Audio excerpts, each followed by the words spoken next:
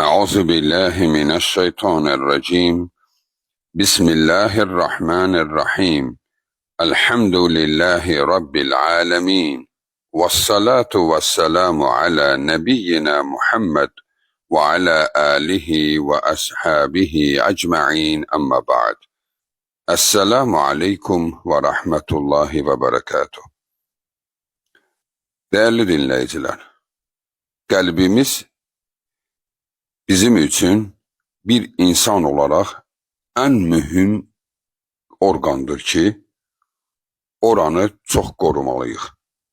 Əlbəttə ki, siz keçən dərslərdən də eşitdiyiniz kimi, qəlb deyəndə ürək, qan pompalayan orqandan danışmırıq.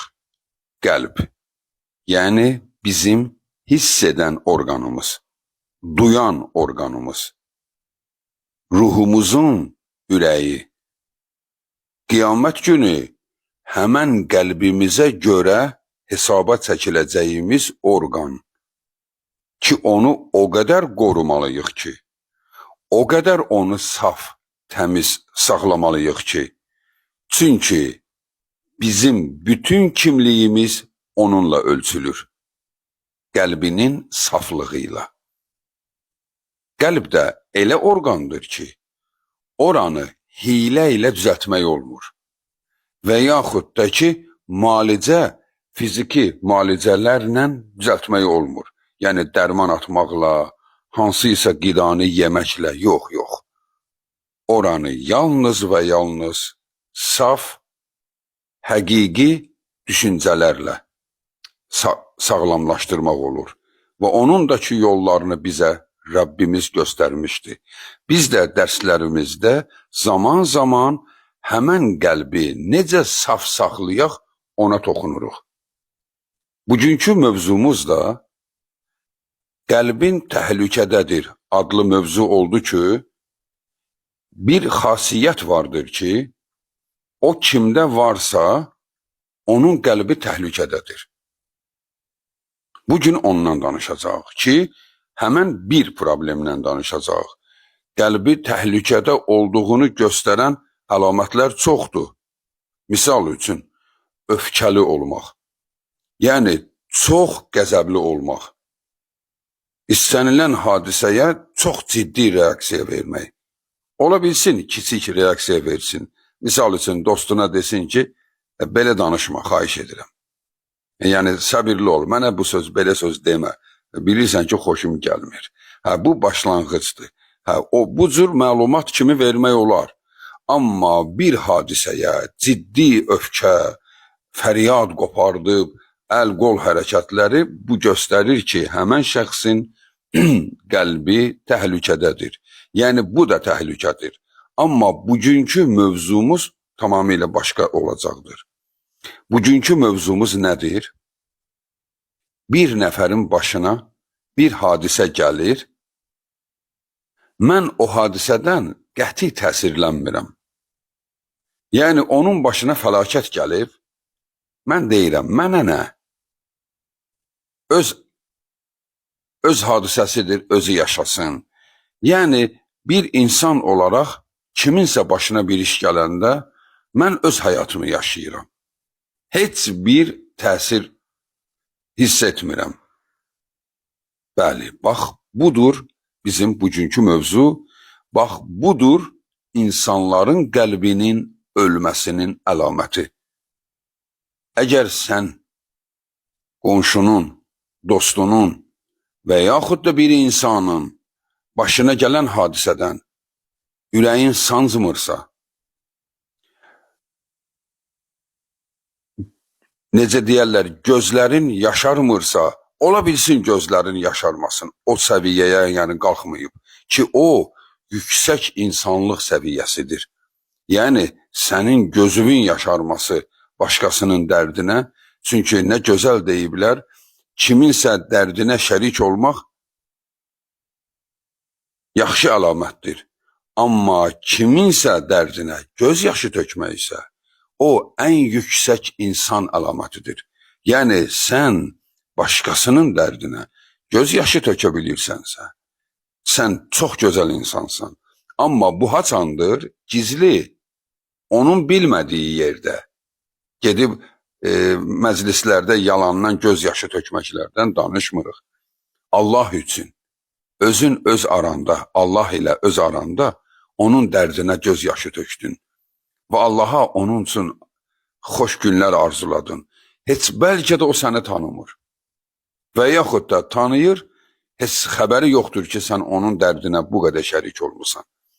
Baxın, dəyərli insanlar, bir insanın başına bir iş gəlirsə, bir eldə, bir obada fəlakət olursa, ona ürək yandırmaq lazımdır. Qayğı göstərmək lazımdır. Bu bizim insanlıq əlamətimizdir. Bu bizim içimizdə duyğuların hələ də var olduğunu göstərən əlamətdir. Bunlar yox olsa, biz yoxuq. Əgər hər insan özü üçün yaşayırsa, başqasından mənə nə deyirsə, biz bilək ki, yaxın zamanda məhv olacaq insanlıq gedəcək. Çünki biz heç vaxt tək buna gücümüz yetməz. Yaşadığımız problemlərə, dünyanın bu qədər korlanmasına səbəb olan amil hər kəsin öz həyatına, öz daxmasına çəkilib də özü öz dərdi ilə yaşamasıdır. İnan ki, sənin dərdin dünyalar qədər olsa da, bilginən ki, sənin qəlbində yenə də başqasının dərdinə yer olmalıdır. Əgər dünyalar qədər olsa da, Allah səni bununla qiymətləndirir. Başqasının dərdinə şərik olmaqla qiymətləndirir. Hətta Allahın ən çox sevdiyi dualardandır. Bir insan başqası üçün dua edir. Təsəvvür edirsənmi, onun özünün dərdi az deyil. Amma o, öz namazında və yaxud da ki, təklikdə Rəbbi ilə söhbət edərkən, ey mənim Rəbbim Allah, dostum, qonşum, müsəlman qardaşım, filənkəsin dərdinə dərman et Allahım. Onun o sıxıntısını qaldır ondan. Sən bilirsənmi, belə dua edəndə nələr baş verir? Allah öz mələklərinə tapşırmışdı.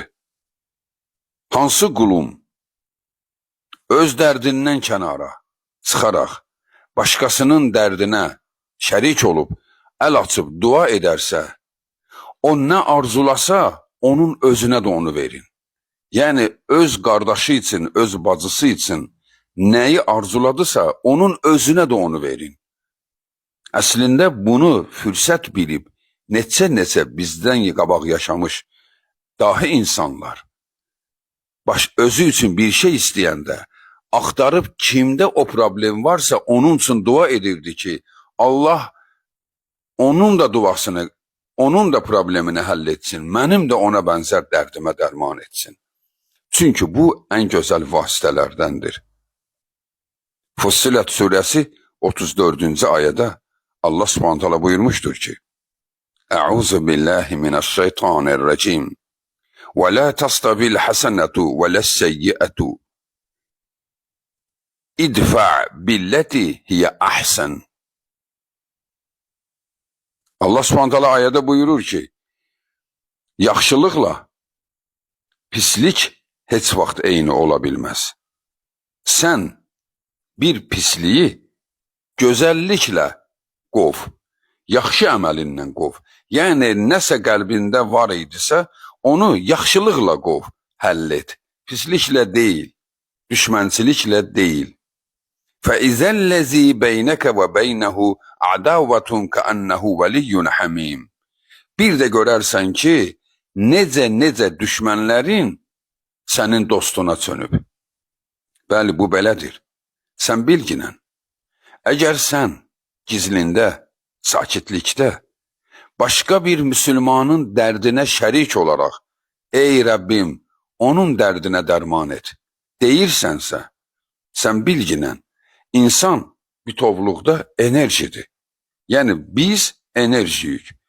Enerjidən ibarət bir kütləyik. Kütləmiz enerjidən ibarətdir.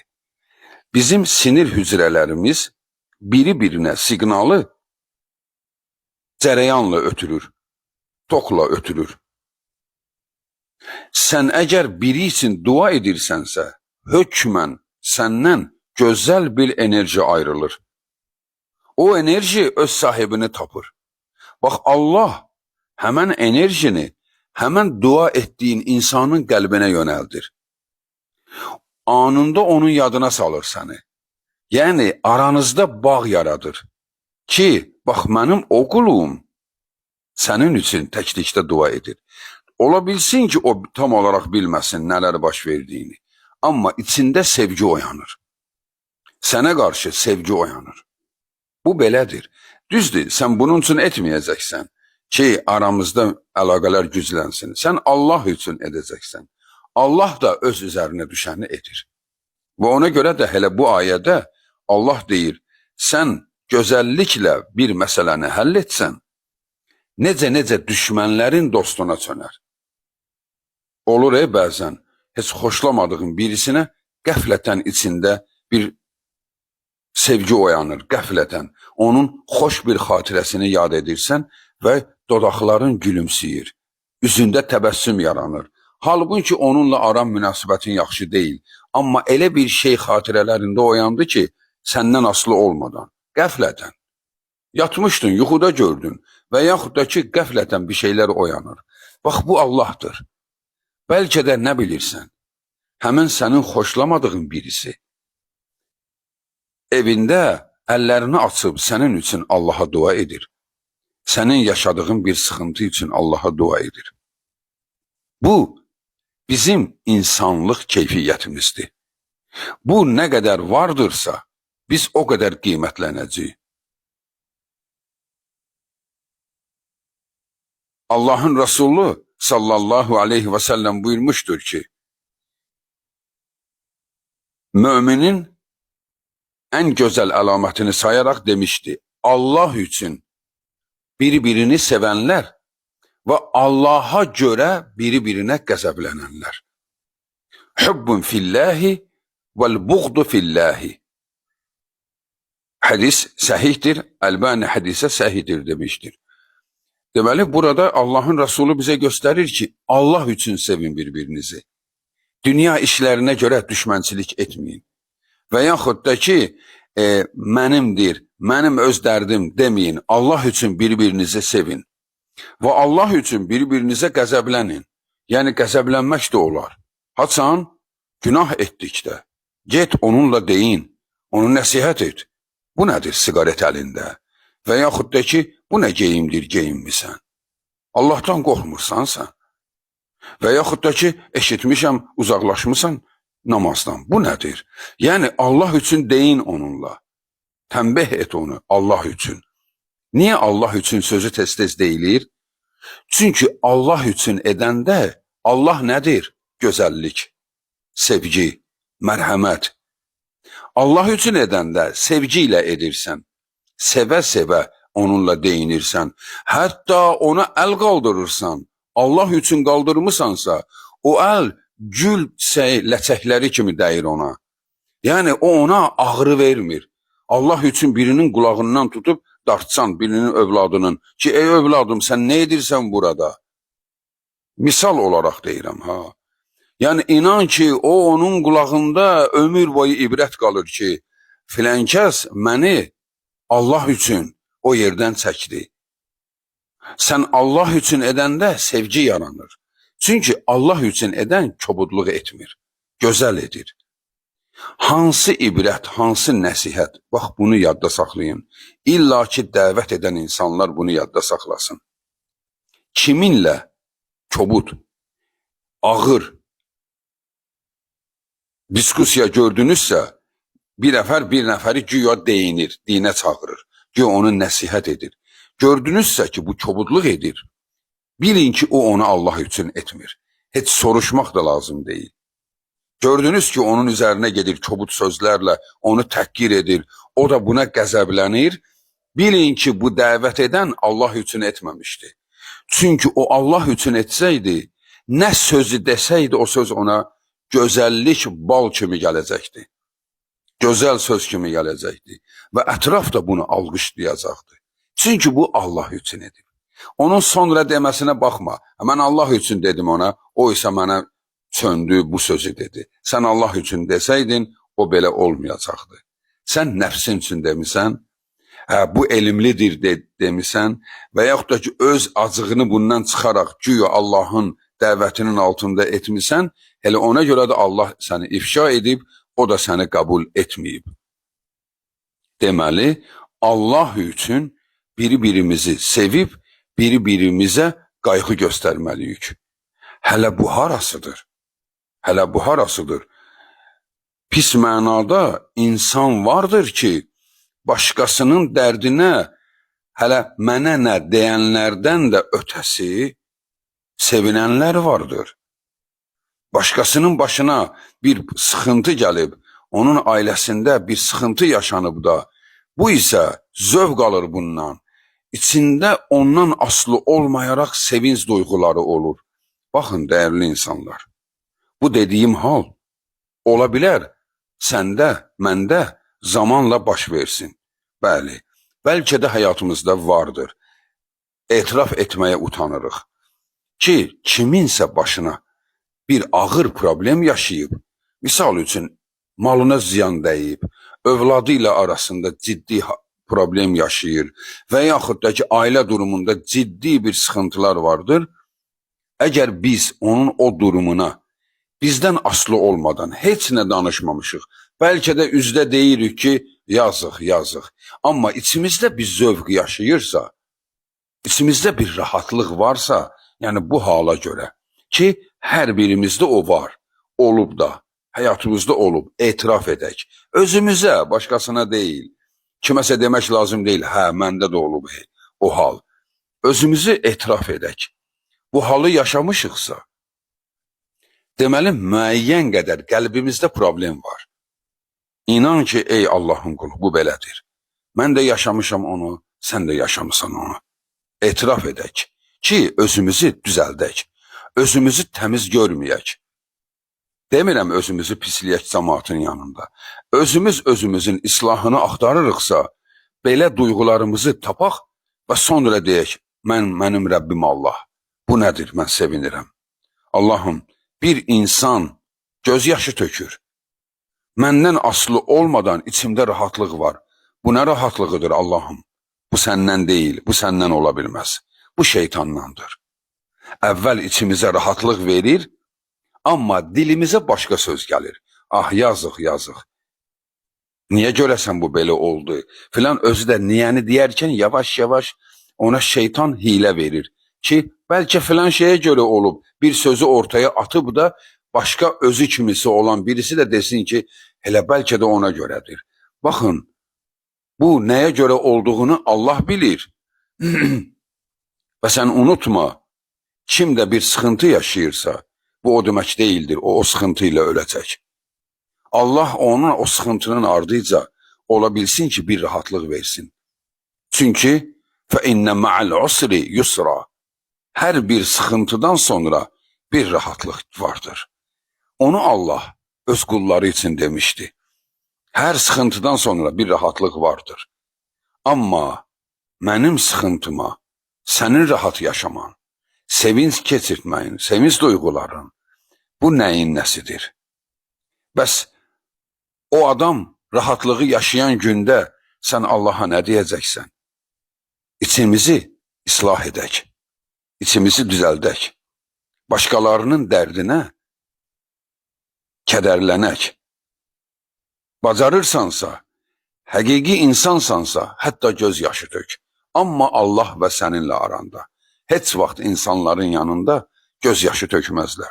Çünki göz yaşı insanların şərəfidir, qururudur. Onu hər yerdə ortaya qoymazlar. Amma ki, Allah ilə öz aranda. Sıxıntıda olan insanlar üçün dua et. Və ürəyin onlara yansın. Həqiqətdə yansın. Bax, sən o zaman ən keyfiyyətli insansan. Allah sənin kimi insanları bir qəpiklik gördüyü işi milyonlarla hesablayacaq. Çünki sən insansan. Çünki sən Allahın əsli yaratdığı xarakterdə olan birisisən. qəlbin yanır. Bu da elə bir şeydir ki, pulla ölçülmür. Heç nə ilə ölçülmür. Ola bilsin ki, sən həyatını təhlükəyə atıb birini müdafiə edəsən, amma ona olan qəlb yanğın, onun qiyməti heç nə ilə ölçülmür. Çünki ona Allah qiymət verir. Çünki sən yaxşı insansan deməkdir. Başqalarının sıxıntılarına şərik olaq, ondan zövq almayaq, hətta onu arzulamayaq ki, qoy onun da başına gəlsin. Mənə nələr olmayıb, niyə onu olmasın? Niyə biz onun barəsində düşünməliyik ki? Öz dərdinə, özün dərdinlə otur baş-başa, Allah'tan dua elə özün üçün, amma unutma, başqasının başına bunun gəlməsini əsla arzulama. Çünki hər kəsin imanı, hər kəsin gücü eyni deyildir. Ola bilsin ki, sənin dözdüyünə, bəlkə o dözmədi, o sıradan çıxdı. Bizə lazımdırmı bir nəfər Allah'ın kitabında möminlər sırasından çıxsın? Halbuki qiyamət günü Allah'ın Resulü sallallahu aleyhi ve sellem buyurmuştur ki, qiyamət günü elə insanlar olacaq ki, onları Allah elə taxtlar üzərində otuzduracaqdır ki, Rəsullar və şəhidlər deyəcəklər, qibtə edərək deyəcəklər. Allahım, o kimdir belə? Onu sən bu şəkildə qarşılayırsan. Allah deyəcək, bilirsən o kimdir? O kimi sevdisə, mənim üçün sevdi. Aralarındakı bağlar ancaq mənə görə olanlardır. Baxın, belə insan olaq ki, Allah bizi Rəsullarına qibtə etdirsin. Bəli, bu hədis qudsidir. Allah belə buyurmuşdur bunlar barəsində. O, mənə görə sevənlərdəndir. Allah'a görə bir-birlərimizi sevək, aramızda baş vermiş hadisələrə görə heç vaxt bir-birimizdən intiqam almayaq. Əgər bizim qəlbimiz bizdən aslı olmadan kiminsə dərdinə yanmırsa, o zaman qəlbimiz təhlükədədir. Amma bizdən aslı olmadan birinin dərdini eşidən kimi anında ürəyimə bir sıxıntı gəldisə, Allahım, o necə dözəcək buna? Dedinsə, sən nə gözəl insansın. Allah qəlbimizi islah eləsin. Vəssalamu aleykum və rəhmətullahi və bərəkatuhu.